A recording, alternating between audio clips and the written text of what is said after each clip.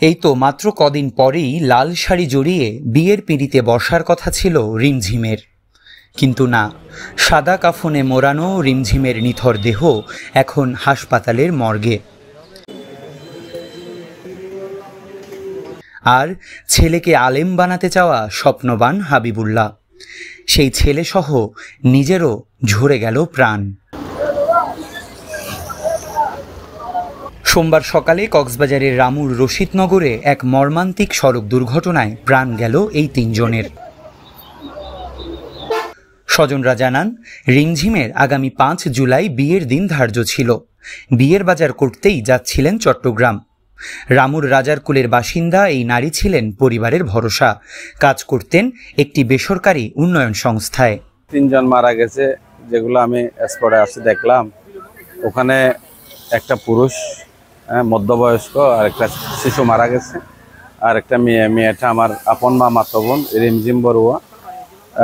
তারা 3 বোন 1 ভাই। ও মেয়েদের মধ্যে মেজো ও চিটাগংয়ে ওনার 5 তারিখ জুলাই 5 তারিখ ওনার বিবাহ। অন্যদিকে ঈদের ছুটি শেষে ছেলে হাফেজ রিয়াদকে পটিয়া মাদ্রাসায় দিতে যাচ্ছিলেন কক্সবাজারের পিএমখালীর বাসিন্দা হাবিবুল্লাহ। ভোরে উঠেছিলেন পুরবী বাসে, কিন্তু পৌঁছানো হলো না গন্তব্যে, আর ফেরা হলো না পরিবারের কাছে।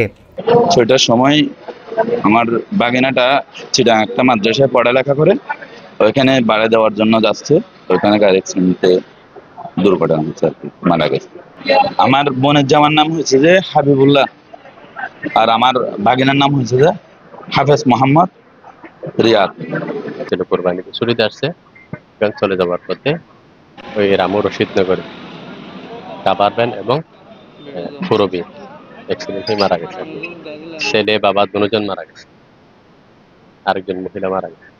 প্রত্যক্ষদর্শীরা জানান, যাত্রীবাহী পুরবী বাসটির সাথে সংঘর্ষ হয় বিপরীত দিক থেকে আসা একটি কাভার্ড ভ্যানের। এতেই বাস উল্টে ঘটনাস্থলে প্রাণহানির ঘটনা ঘটে। আহত হয়েছেন অন্তত 10 জন। যখন আওয়াজ হয়েছিল তখন আমরা দূরে দূরে এখানে এসে দেখি গাড়িটা গিয়া হয়ে গেছে, উল্টে গেছে। উল্টে যাওয়ার পরে আমরা গাড়ির ভিতরে ঢুকে এখানে মানুষ অনেক আহত হয়েছে, 15 জনের মতো আহত হয়েছে, ওদেরকে উদ্ধার করছি। তারপর এই 3 জনের মৃত্যু হয়ে গেছে, একটা মেয়ে 2টা ছেলে। তারপর ওদেরকে হাসপাতালে নেওয়ার ব্যবস্থা করে। চট্টগ্রাম কক্সবাজার মহাসড়কে প্রতিনিয়তই ঘটছে সড়ক দুর্ঘটনা। ঝুঁকিপূর্ণ বাঁকের কারণে দুর্ঘটনা থামছেই না। এই মহাসড়ককে বড় করার দাবিতে আন্দোলন চলছে বেশ কিছুদিন ধরে। News desk, TTN।